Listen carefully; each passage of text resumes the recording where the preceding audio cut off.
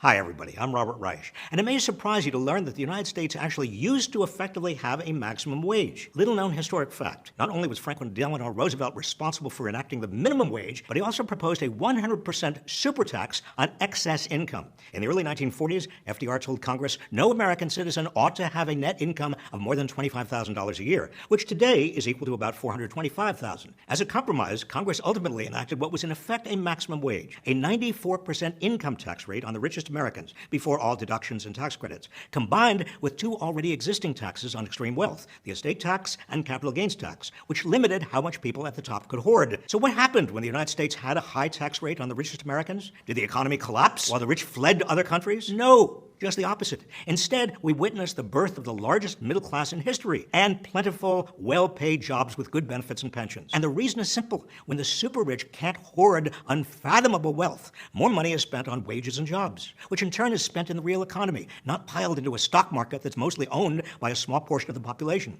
All of this allowed many Americans to pay for college, afford health care, buy homes and cars and televisions, and raise their families without going deep into debt. It was the American dream we hear so much about, and it started disappearing around 1981. Why? Two words: Ronald Reagan. Let's talk about it in part 3. And if you want to see any of the sources we've used so far, check the link in Good Morning Bad News' bio.